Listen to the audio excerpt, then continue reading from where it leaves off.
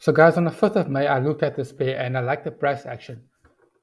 As per usual, in order to prevent myself from entering too early and getting stopped out and potentially wasting an opportunity, I mark down key levels and wait for price to break past those levels.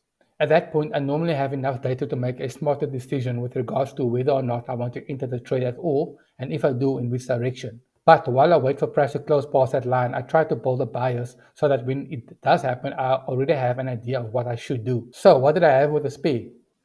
As I looked at it, I immediately noticed a pattern of decreasing highs and lows in the market, indicating a clear downtrend, automatically suggesting that there was a higher probability of the trend continuing down. So that is point number one. I also normally just look at where price is in terms of a cycle. I like to buy low and sell high. I can already see just by looking at this that when price breaks above that line, it will be overvalued, meaning a sell will be a higher probability as opposed to buying. I also like to look left in order to establish what happened in that zone previously. The last time price was there, it melted significantly. So that to me looks like more of a supply area than a demand area. So these 3 points provided insight into potential price movement, and based on that, I could sell in anticipation of a price decline. Those are three confirmation, and that's enough information for me to enter a sell.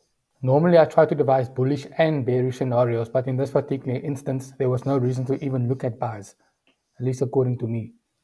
So it goes without saying, I entered a sell on this position and I placed my stops at the 152.40 region, risking 50 pips to make 80 pips.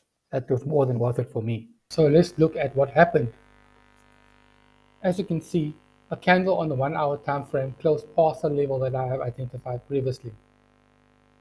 The next immediate candle after price broke out that level was damn near an engulfing pattern.